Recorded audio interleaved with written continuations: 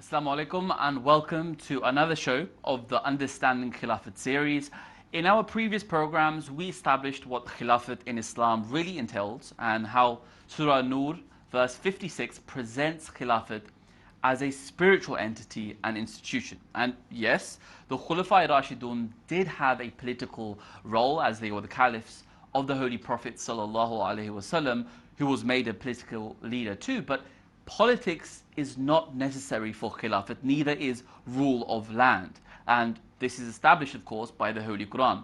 The first and foremost role of Khilafat is spiritual, which can be witnessed through the lives of the Khulafa-e-Rashidoon. And of course, Islamic Khilafat was re-established in 1908 when the promised Messiah Islam passed away.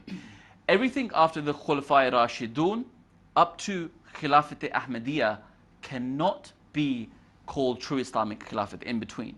Rather, they were political rulers and kings who labeled themselves as caliphs. And this is the discussion of today's program. We will, inshallah, try to remove the misconception that's prevalent all across the Muslim world that true Khilafat was followed by the Khulafa-e-Rashidoon in the history of Islam. To help our discussion today, we have Umayyad and Abbasid with us in the studio. We have Osama Mubarak joining us, inshallah, via video link. And also we have two special guests, Amir Sahib Ghana, Muhammad bin Saleh Sahib, and Madil Abdullah Sahib, who is Sadr Khudam al-Ahmadiyya USA, who will be joining us and partaking in this discussion. Ruman, before we go into the main bulk of the program, let's just recap, as we did in the last programs, about the roadmap which the Holy Prophet ﷺ gave himself about his ummah, what would happen, and where he also mentioned Khilafat. Right, so Fatih, the Holy Prophet ﷺ, he actually prophesied and he said that Khilafat would remain in my nation, in my ummah, for 30 years, and this is exactly what we saw. And he said after that, a kingship and a monarchy would continue. Right. So we saw the Khilafat-e-Rashida it lasted for 30 years, and after that the kingship and the monarchies continued. And there's another hadith in Musnad Ahmad bin Hanbal, which is an authentic book of hadith, and it's slightly longer hadith. The Holy Prophet ﷺ says that prophethood would remain amongst you for as long as Allah wills, and then that would come to an end. Yeah. Then he said after that it would be followed by Khilafat, which again would remain with you for as long as Allah wills, and then that would come to an end. Then after this he said that it would be followed by a kingship and a monarchy, after which a tyrannical monarchy would follow it. Yeah. And then he ended by saying, then a khilafat on the precepts of prophethood would be established. And it's, it's really key here that the Holy Prophet ﷺ is only mentioning two khilafats, right? In between, like you've said, he said kingships and these kind of rulers and leaders will come within the Muslim ummah, but he never called them caliphs or khulafa. I'm just going to bring in Osama here. Osama, look, we've just spoken about the Khulafa-e-Rashidoon, of course, and how they were rightly guided, right? And this is established even within academia. The question now is that after the Khulafa-e-Rashidoon, after this 30-year period which the Holy Prophet ﷺ prophesied about, what happened with the institution of Khilafat there? And I'm putting it in quotes. I mean, as you've already established, as soon as the spiritual Khilafat-e-Rashida was to, come to an end, was to be followed by political and tyrannical leadership. And that's exactly how it unfolded. That's how history unraveled itself. We saw the first, so-called caliphate to emerge from within these caliphates to be known as the Umayyad Caliphate, which in essence was actually a purely dynastic monarchy. We saw how Muawiyah's son was elected as the next caliph during Muawiyah's lifetime. And then the Khulafa that followed them after, the so-called Khulafa, they were perhaps great political leaders. Yeah. But as a result of this hereditary monarchy, the true nature of Khilafat was spiritual, eroded and transgressed into, more of a kingship.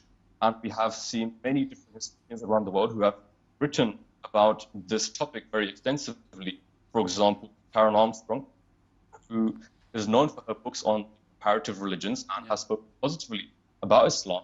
She wanted to say in her publication of Islam Short History that the court naturally began to develop a rich culture and luxurious lifestyle and became indistinguishable in many respects from any other class. So part of this was to explain that they didn't live the simplistic lifestyle adopted by Khulafa-e-Rashidoon, but what's to note here is that there are extensive riches in a sense, left no room for, spiritual reformation.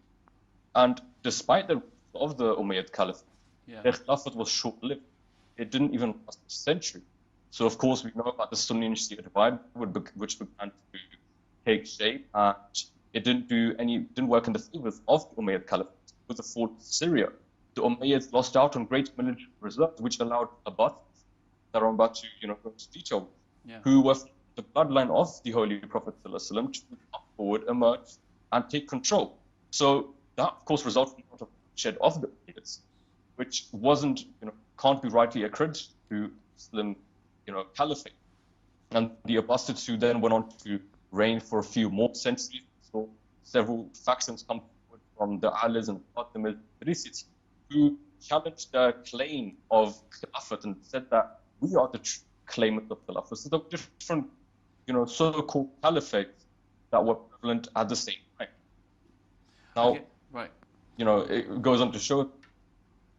Osama, I think we're just having some issues with your audio. We're going to reconnect you. We're going to come back to this point as well. Ruman, like we've just been discussing, and we're just going to bring Osama back in as well, is that we've had Khulafa-e-Rashidoon, and now we've had these dynasties, right? We have the Umayyads, the Abbasids, they're interlinking as well.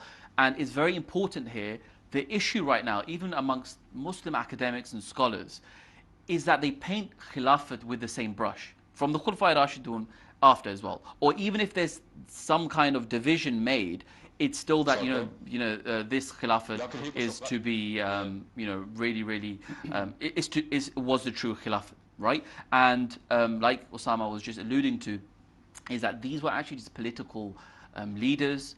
They called themselves caliphs, of course. Amirul Mu'mineen, they used to call themselves. By the Holy Prophet exactly. He said they would be political leaders. Exactly, but we can't call them true caliphs in the sense of what Allah describes in the Holy Quran. And one aspect which Osama was talking about as well is that all of these different caliphs, they emerged and said that we are the true caliphates. For example, you had the Umayyads and the Abbasids and the Fatimids, who were the Shias, and then the Alids. And at one point, there was 3 caliphates, independently, all saying that we are the true, leaders or the caliphs of Islam. But in reality, they were only political leaders, and they were taking on the garb of caliphate, if you like. But it wasn't true. And one very key aspect is that the spirituality finished there. But yes, they did some good works. They did some. You had the spiritual the scientific enlightenment within the Muslim Ummah, of course, during the reign of these caliphs. But generally, Islam was spread and given strength through the mujaddids, right, which the Holy Prophet ﷺ had prophesied about. And interestingly, ironically, these so-called caliphs opposed a lot of these great saints and ai''imma. And one example which I just want to mention is of Hazrat Imam Abu Hanifa. And the Abbasid Caliph Abu Ja'far Mansur actually said to him to Hazrat Imam Abu Hanifa that you should become the chief mufti, the chief judge. And Hazrat Imam Abu Hanifa rejected this. And he said, I don't want to be the chief judge. And this also happened with the other ai''imma as well, because they knew that if they would come into the government and become the chief mufti or whatever, then they would have to follow the jurisprudence or the ideologies of that caliph. And he rejected this, and as a result, Abu Ja'far Mansur imprisoned him, lashed him. And there's a very interesting part here where his mother, Hazrat Imam Abu Hanifa's mother, anxiously said to Hazrat Imam Abu Hanifa that, son, what has this knowledge brought you, troubles and lashings? And he gave the most beautiful reply to his mother. He said, Ya ummahu yuridunani ala dunya wa inni uridu al-akhirah wa inni akhtaru adabahum ala adabillah. Which means that, oh my dear mother, these people present the world, yet I yearn for the hereafter. I bear the pain they extend so that I may be saved from Allah's punishment. So it's clearly saying here that the Khulafa-e-Rashid, not the Khulafa-e-Rashidun, rather the caliphs during his time were actually just political rulers who had wealthy objectives here. Course, so I'm going to try to bring in Osama back here. Assalamu alaikum, Osama. Okay, I think we're just having some technical difficulties there, but we're just going to kind of move on from there, and inshallah we'll bring in Osama in a short while. So we've spoken about the Umayyads, the Abbasids, all these kind of caliphs, so-called caliphs, and I think the last caliphate, if you like, which brings back some kind of nationalism or nostalgia within the Muslim world, were the Ottomans. And so let's have a discussion on that. But first, I think we do have Osama back with us. Assalamu alaikum, Osama. Yeah, Osama. Apologies about that, Fatul. No, not a problem at all. If you'd just like to continue where you just left off, we've kind of taken this discussion a bit further, and we're going to then come to the Ottoman Empire as well.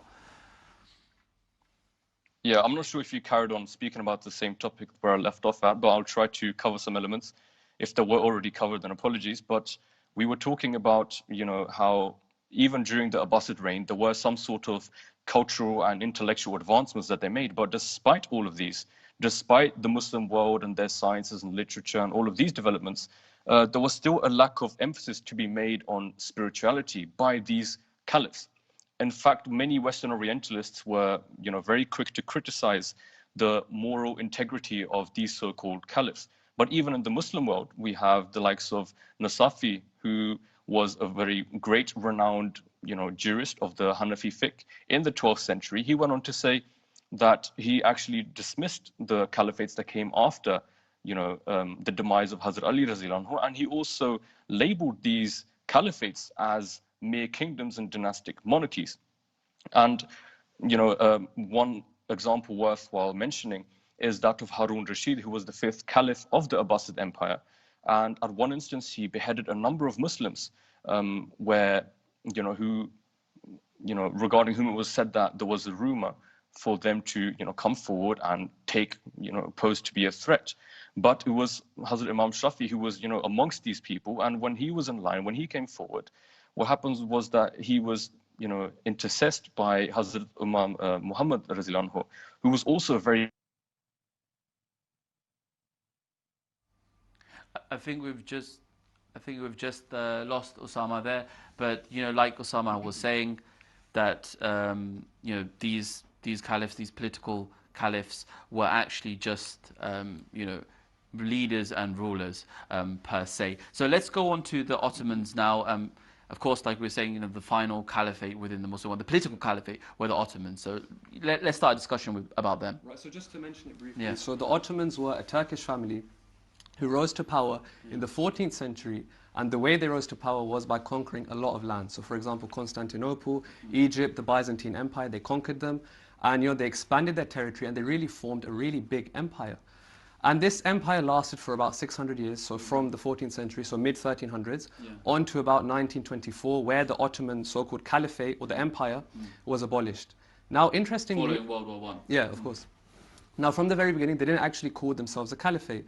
The leaders were called sultans at the beginning, but gradually they began to call themselves caliphs, and this is why, nowadays people refer to it as the Ottoman Caliphate. Right. So let's go into how was the rule, what was happening. So what is very clear, they had a very huge emphasis on politics. They had a political agenda.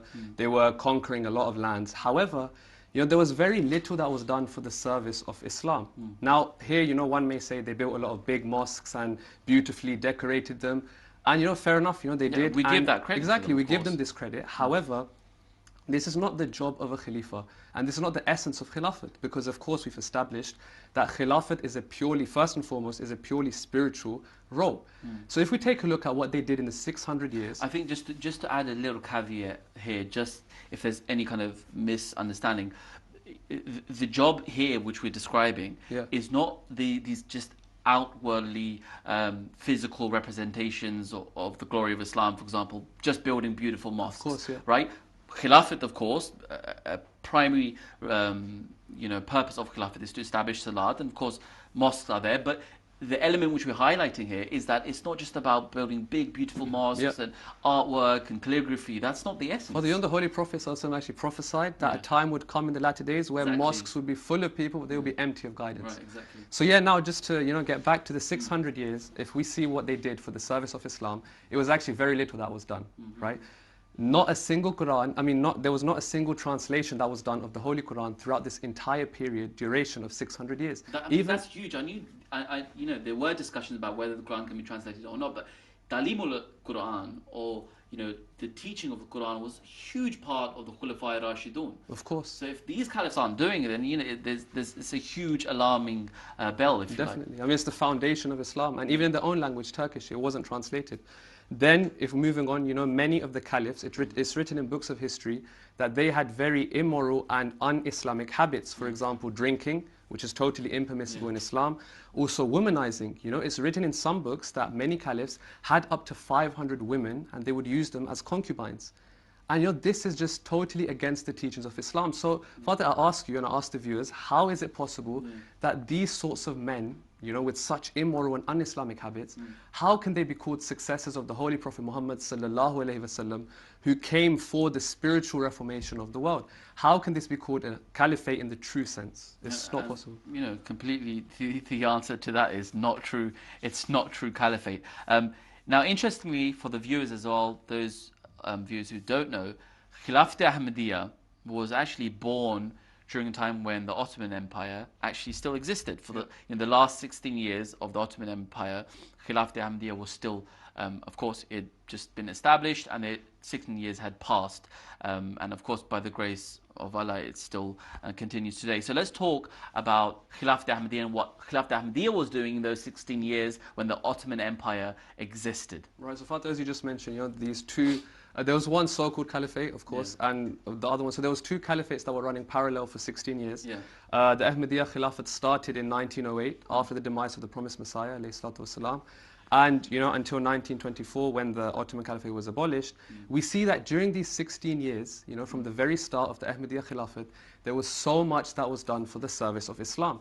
We were talking about the translation of the Holy Quran. Straight away, the Holy Quran was translated into the English language. And of course, that was crucial because it was colonial, British Empire was everywhere, spread, and there was lots of discussions happening about Islam. Exactly. So straight away the Quran was translated, whereas the Ottomans failed to do this in a duration of 600 years. Right. Moving on, there was a very heavy emphasis on education. So the Madrasatul Ahmadiyya was established. Talim al-Islam High School was built. Then, of course, the London Mission. In 1913, Fateh Muhammad Sayyid Sahib was sent to London for the sole purpose of the propagation of Islam.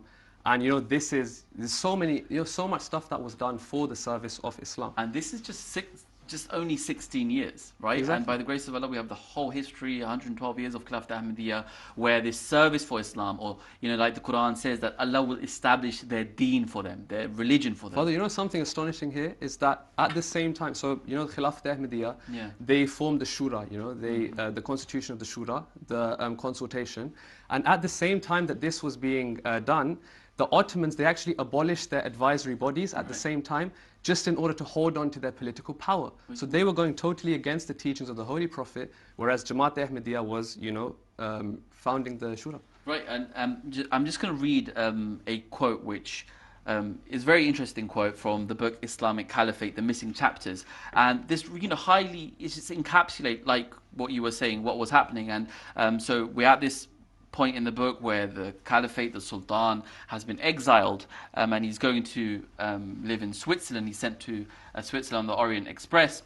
And so I'm just going to quote from this book, is that as the Caliph of Turkey was traveling to Europe to live a life of exile and disassociation to Islam, the Caliph of Qadian was occupied with schemes to extend the message of Islam to the same Europe.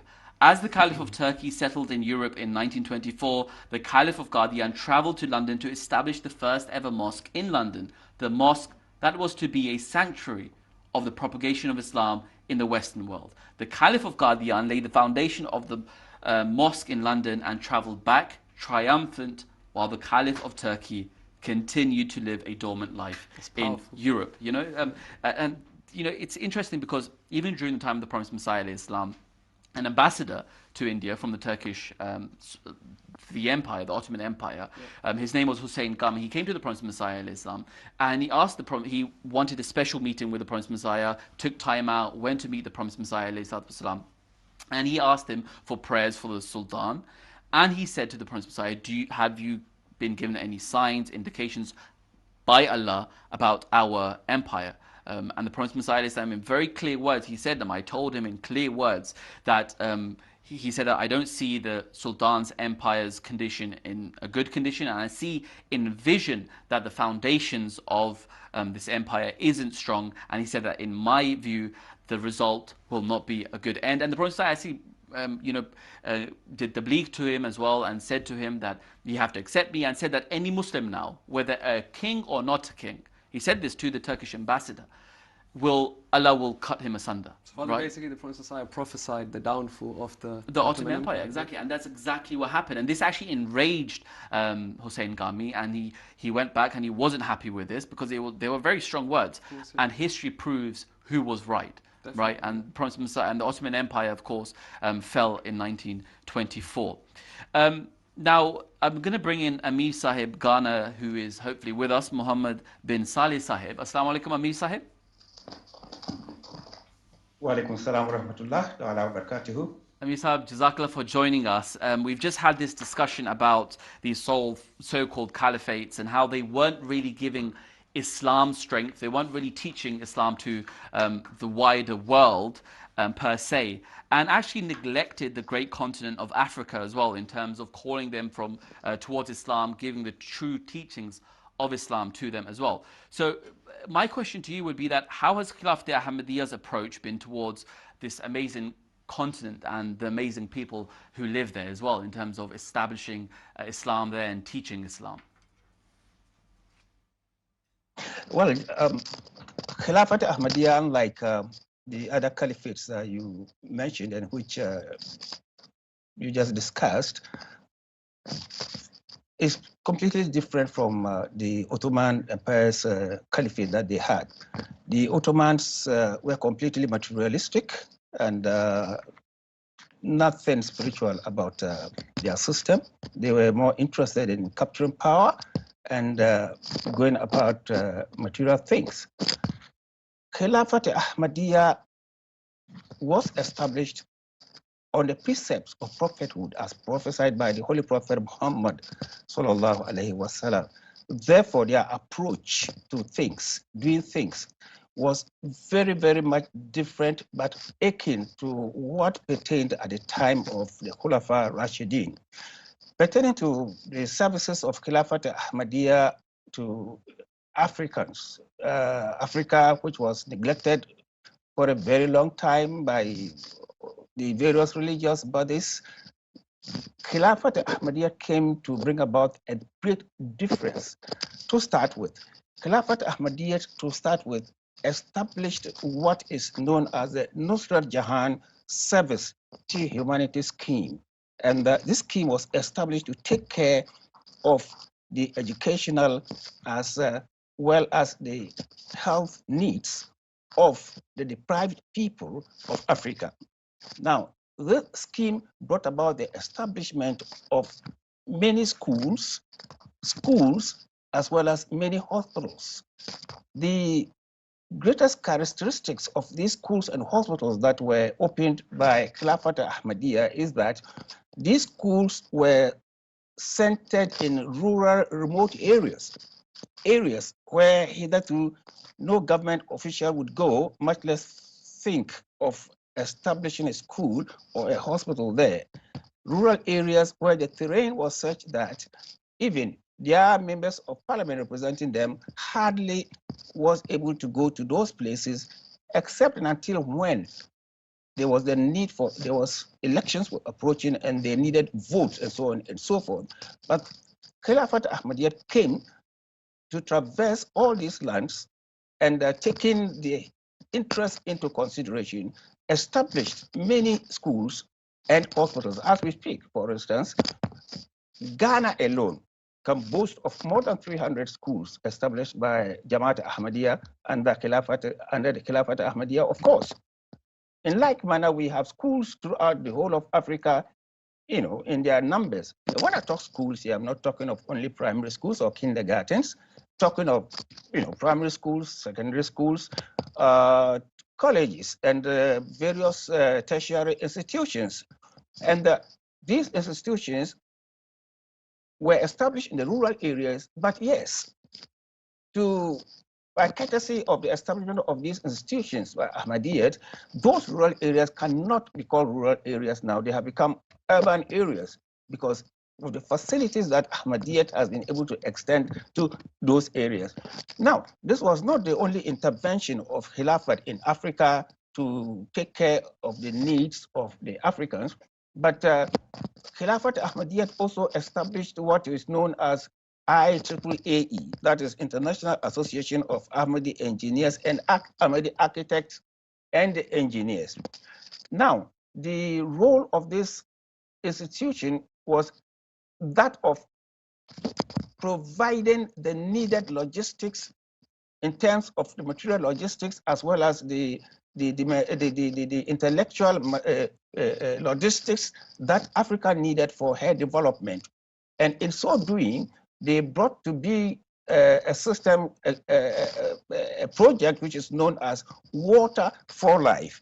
Now, under the Water for Life scheme, IAAE was able to go to the remote areas of Africa, with rigs, sank wells, mechanized those wells with solar energy, and ensured that they provided potable water for the rural people of Africa. For the first time, after the intervention of IAAE, was the first time some of those villages had opportunity of drinking potable water. Now, if I go back to the educational institutions that the Khilafat Ahmadiyya, through which Nusrat Jahan scheme, Service to Humanity scheme was established, as a result of which schools sprang up throughout the whole of Africa, bringing education to the doorsteps of the African. Apart from this intervention, our current spiritual head, Hazrat Khalifatul Masih Al-Khamis, Ayyadahullah Ta'ala bin Nasir Aziz, Hazrat Mirza Masroor Ahmad for that matter, put in another intervention and with greater impetus to it, that apart from the establishment of the schools, bringing schools to the doorsteps of the Africans in the remote areas, there was also the establishment of an educational scheme that saw to giving out scholarships to needy but brilliant Africans who, but for that intervention, could not have completed their education. Now, some of these, many of them in their numbers, for instance, we can as well talk of, at least Ghana, we can think of about 250 to 300 such people who enjoyed scholarships from the Jamaat last year. And these people were not only taken care of in their home countries, but also some of those students who chose subjects which were not available in the universities and colleges in Ghana, had to travel out to Europe, the Americas, UK, and other places. And Jamaat Ahmadiyya and the Khilafat Ahmadiyya gave them the sponsorship. And some of them went doing engineering, others went to do medicine and became doctors, and so on and so forth, covering all fields of human endeavor as far as education is concerned. And now, apart from this also, we have Humanity First. Now, Humanity First is a non-governmental humanitarian organization. Non-governmental in the sense that there is no interference of politics or any government agency in the running and affairs of Humanity First. Just as the name suggests, Humanity First interest is in coming to the aid of mankind. Take, for instance, disaster situations where people become homeless, where people are stranded in water, where people cannot even get food. Humanity First is always available to get the poor African out of this stage. I understand they have even expanded their activities outside the confines of Africa and is now spread all over all the continents of the world, which indeed is quite remarkable. Yeah. In the recent COVID, episode that we have, and there was lockdowns in various countries.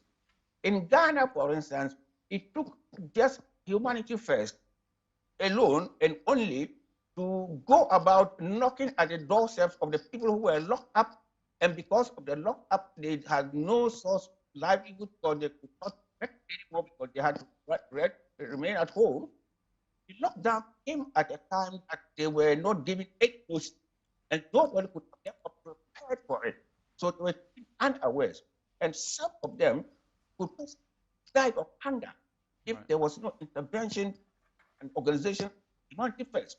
That went around from door to door, giving cooked food as well as uncooked food, and giving all sorts of assistance to the people to be able to make a living, even though there was a lockdown and they had to remain there. Humanity First has been able to project the image of Africa. And under Khilafat Ahmadiyya, Africa has come to the limelight in the world by virtue of the fact that as so much development is coming up in Africa. If you take IAAE, for instance, as I mentioned earlier, one of their areas of interest is to transform rural villages into well-organized towns where facilities were available. They did not just establish towns out of these villages only, but also ensure that they brought certain interventions to bear on the people there, which would improve the livelihood of the people living in Africa in the various villages. So to say, therefore, these are some of the interventions and many more others, which may be time to all of them to you. But the fact is that the image of Africa, Khilafat Ahmadiyya has done so much for Africa. Yeah. And among the other things, has uplifted the image of Islam among Africans so much so that the African is very grateful and to Khilafat Ahmadiyya. But without Khilafat Ahmadiyya, Islam had become an underdog. Right, right. Underdog Islam had no respect whatsoever.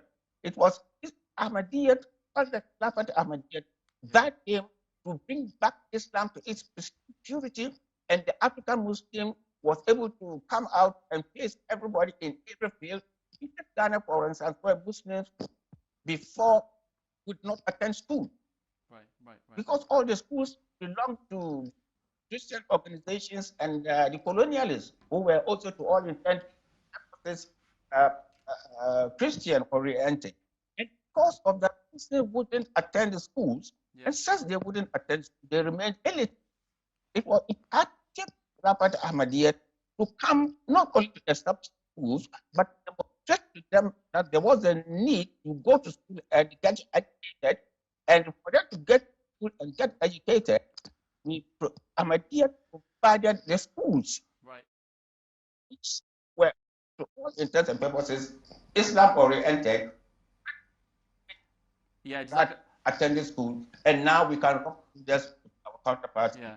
Amisab, Jazakallah for that. I think we're losing your audio as well. You just, beautifully summed out decades worth of work and establishing Islam, the Huququllah, Huquq al-Ibad, by the Khulafa Ahmadiyyat, and very, very comprehensive there. So Jazakallah for joining us as well. And of course, you very beautifully and nicely encapsulated such a long history of service of Khilafat towards the African nation, and bringing people towards the religion of Africa, the religion of Islam rather. So Jazakallah for that, Amisab. I'm going to now come to Osama. Osama, we've just spoken about the different caliphates which were established. And of course, we spoke about Khilafat Ahmadiyya, and we're going to talk about Khilafat Ahmadiyya, inshallah, in future programs. But just going about towards the post-Ottoman period, if you could just briefly talk about the different Khilafat movements and attempts to establish Khilafat after that. I mean, it goes without saying that there was a huge cry from the Muslim Ummah around the world, where they came forward desperate to establish Khilafat in all parts of the world. And you see the sole foundation, however, of these attempts wasn't exactly in line with Quranic injunctions. And since Khilafat, as we found out in the previous episodes, was to be chosen and elected by God Almighty, man could not himself triumph in this cause. In the late 1919s, for example, we find the Khilafat movement which started, and it started to preserve the integrity of the Caliphate, or what they understood by the Caliphate, as well as the Ottoman Empire. So some of the leaders of this Khilafat movement gathered. They approached Mohandas Gandhi, who was a Hindu leader, and they asked him to help them in what was supposedly purely an Islamic cause to begin with.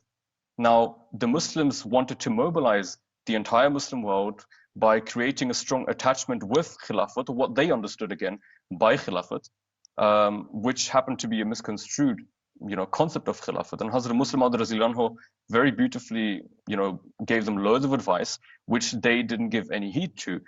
One thing that Hazrat Muslim Maud Radhiyallahu Anhu alluded to was that he did recognize the sovereign Muslim powers to be at stake, but he said that by electing a state of the Muslims, a head of the Muslim states as the Khalifa, there would be loads of sects who would be unwilling to accept this Khalifa as per the true meanings of the term and title of a Khalifa. And when they rejected his proposal in 1924, the Ottoman Empire was abolished and the Khilafat movement also collapsed. But even thereafter, there came loads of different instances throughout the 19th century where people tried to re-establish Khilafat. So soon after, the Al-Azhar scholars, they called for an international congress to discuss the issue of Khilafat and what was to happen with it.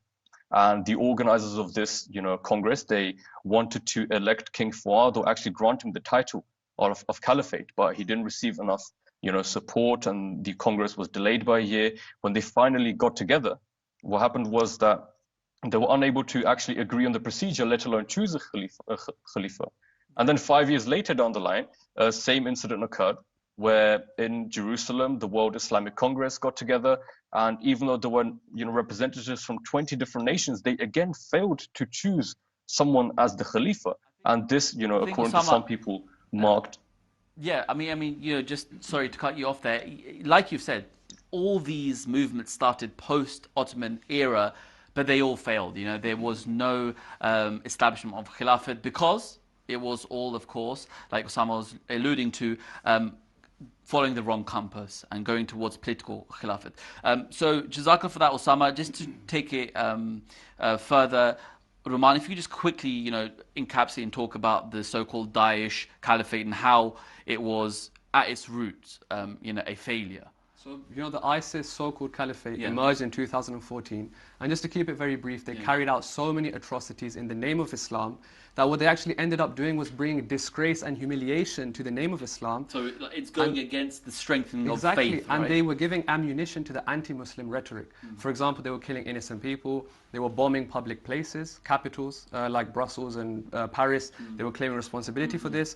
And also, journalists that we saw that they kidnapped and they held them hostage and they murdered them, beheaded them, and they posted this stuff online as propaganda.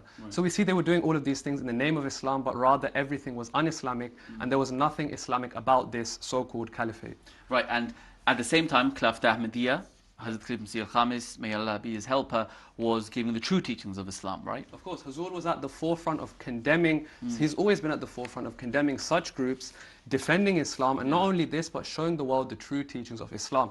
Hazur gets invited to parliaments across the world where he gives them the true teachings of Islam from the Holy Quran, from the life of the Holy Prophet ﷺ.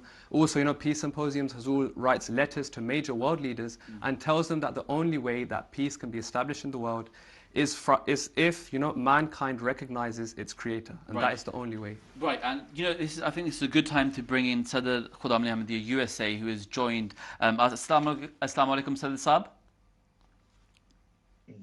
Wa alaikum salam. Jazakallah, Sadr Saab, for joining us. The question is that we've been just talking about how this so-called Daesh Caliphate tainted the image of Islam, the image of what Islam actually presents. So, how have the visits of Hazrat Khalifa Masih al-Khamis, may Allah be his helper, helped battle this kind of wrong concept, this fuel for the Islamophobia industry, people who don't understand Islam? How have these visits helped people to see the true picture of Islam? So in 2018, in October 2018, our beloved Hazrat Khalifa Masih al-Khamis ibn Aziz did bless the United States with his visit. And I'll speak to one of the inaugurations that happened in Philadelphia that I had the opportunity to attend. And in the inauguration, Hazur addressed people from all different socioeconomic backgrounds. The mayor was in attendance, the congressman was in attendance, there were executives in attendance, and there were neighbors in attendance as well. And there was some apprehension as this mosque was being built from the neighbors and from the other locals as to what this mosque would represent. Would it spew hatred? What were the true teachings that would be coming out of this mosque? And our beloved Hazur spoke at the inauguration, and beautifully Hazur spoke about the true purpose of a mosque. Hazur alluded to the meaning of Baytul Afiyat, which is the name of the mosque, meaning house of security. And Hazur, what's now famous, the words that were mentioned, that we will wipe away the tears of those members that need help or that or need support.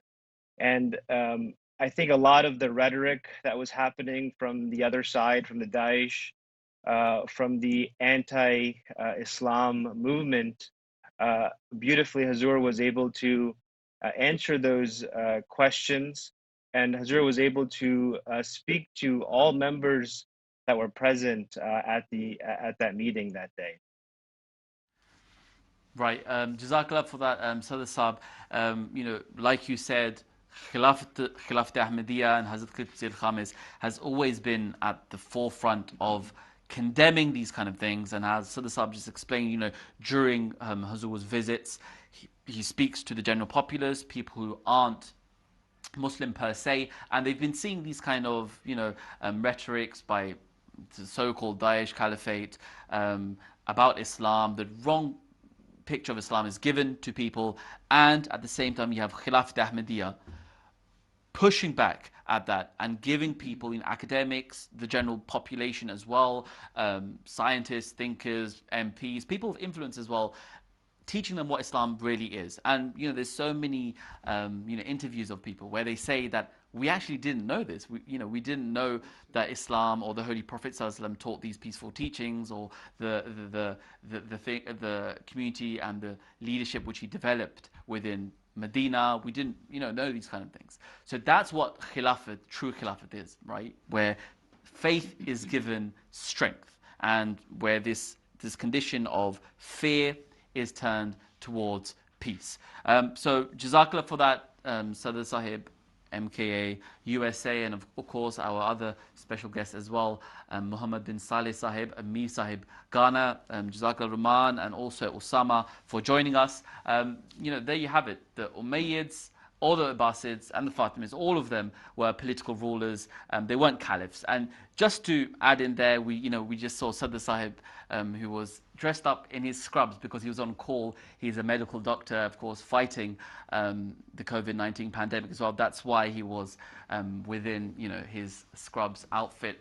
But again, goes to show that's what Khilafat Ahmadi is pushing, that no matter, you have so many Ahmadi Muslims who are engaged in serving humanity, serving religion as well, and of course the demographics of the Jamaat represent that as well. And like we've said, the only true Khilafat was of the Khulafa-e-Rashidoon, and now by Allah's grace Islam has been bestowed with the continuation of the Holy Prophet ﷺ's Khilafat, Khilafat Ahmadiyya, which continues to strengthen Islam every single day and will remain until the end of times now, inshallah. So Jazakallah for watching. Do send us any feedback, any comments you have. Do you agree with us? Do you disagree with us? We look forward to hearing from you. Assalamu alaikum wa rahmatullahi wa barakatuh. सदाकत इस्लाम कुछ भी हो, जाएंगे हम जहाँ भी के जाना पड़े हमें, जाएंगे हम जहाँ भी के जाना